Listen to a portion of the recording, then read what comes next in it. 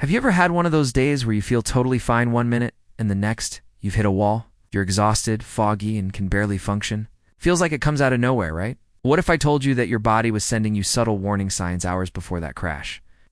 And what if you could learn to read those signs and prevent the crash altogether? It sounds almost like a superpower, but it's totally achievable. And it all comes down to two surprisingly simple things: your balance and your grip strength. Today, we're going to dive deep into the fascinating science behind how your body communicates with you.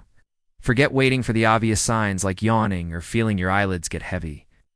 We're talking about the pre-warnings, the tiny whispers your nervous system sends out long before it starts shouting. This is cutting-edge stuff that can seriously change how you manage your energy, your productivity, and your overall well-being. By the end of this video, you'll be able to spot these early clues and take action before you're running on empty. So, let's start with the basics. Your body is an incredibly complex and intelligent system. It's constantly monitoring everything: your energy levels, your hydration, your stress, everything. And its primary goal is to keep you safe and functioning optimally. When it senses that resources are getting low, it doesn't just suddenly shut down. It starts a process of energy conservation. Think of it like your phone going into low power mode. It doesn't just turn off at 20% battery. It dims the screen and closes background apps first to save power. Your body does the same thing, but in a much more sophisticated way. One of the first places your body starts to conserve energy is in the fine motor control systems managed by your central nervous system. Why? Because tasks that require precise coordination, like maintaining perfect balance or a strong, steady grip, are actually very neurologically demanding. They require a ton of processing power from your brain. So, when your brain senses that its overall energy reserves are dipping, it starts to subtly pull back resources from these non-essential high-energy tasks. This happens hours before you consciously feel tired. Let's talk about balance first. You might think of balance as just not falling over, but it's an active, continuous process. Your brain is constantly taking in information from your eyes, your inner ears, and the nerves in your muscles and joints. It then processes all that data and sends out millions of tiny signals to your muscles to make micro-adjustments to keep you upright. It's a massive feedback loop that's always running. When you're well-rested and fully energized, this system works flawlessly. But as your energy starts to wane, the efficiency of this communication network drops slightly. The signals might be a fraction of a second slower, or the muscle response a little less precise. Now, you're not going to be stumbling around or falling over. These changes are tiny, practically imperceptible, but they are there. You might find yourself just a little less steady if you try to stand on one foot. Or maybe if you walk along a straight line, you drift just a tiny bit more than usual. These are the earliest physical signs that your central nervous system is starting to conserve its resources. Now, let's move on to the second clue. Grip strength. This one is equally fascinating. Your grip strength isn't just about the muscles in your hand and forearm. It's a direct indicator of the health and excitability of your entire central nervous system. When you grip something, your brain sends a powerful electrical signal down your spinal cord to the muscles involved. Ow. The strength of that signal dictates how hard you can squeeze. When your system is running low on energy, the maximum power of that signal decreases. Again, we're talking about very small, subtle drops. It's not like you suddenly can't open a jar that you could open before. It's a much finer change. Researchers have found that even a slight dip in your grip strength can be a reliable predictor of upcoming fatigue. It's a direct, measurable output of your nervous system's current state. If the system is getting tired, it simply can't generate the same peak force. So how can you actually use this information in your daily life? You don't need a fancy lab to start noticing these signs. You can create your own simple, daily check-ins. Let's call it your personal energy dashboard. For balance, try this first thing in the morning when you're fresh. Stand near a wall for safety and see how long you can comfortably stand on one leg. Don't push it, just get a baseline. Maybe it's 30 seconds, maybe it's a minute.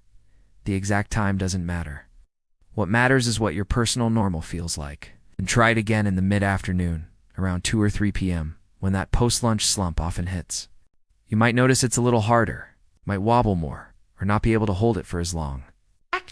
That difference is your early warning sign. It's your body telling you, hey, my energy reserves are lower than they were this morning. It might be time for a strategic break. For grip strength, you can do something similar. You can get an inexpensive tool called a hand dynamometer online, which measures your grip strength precisely. You can squeeze it a few times in the morning to get your baseline reading, then test it again in the afternoon. If you see a consistent drop of even 5 to 10% before you feel tired, that's a powerful piece of data. Your body is signaling a decline. If you don't want to buy a tool, you can use a more subjective test. Maybe you have a stress ball or even a tennis ball. Give it a firm squeeze in the morning and pay close attention to how it feels. How deep can you press your fingers in? How much power do you feel? Then repeat that later in the day. You might subjectively feel that your grip is weaker or less forceful. The key here is consistency. By doing these little tests every day, you start to learn your body's unique patterns. You'll begin to connect the dots. You'll notice, whenever my balance feels a bit off in the afternoon, I tend to have a really unproductive, exhausting evening, or when my grip feels weaker. That's a sign I probably didn't sleep well enough, and I need to take it easy today. So what do you do when you spot these signs? This is where the magic happens. Instead of pushing through until you crash, you can take preemptive action. This is about working smarter, not harder.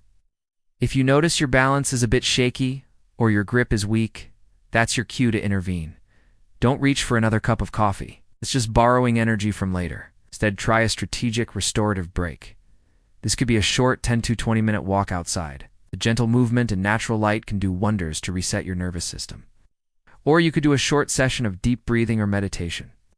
This helps to calm your nervous system and reduce the background drain on your energy.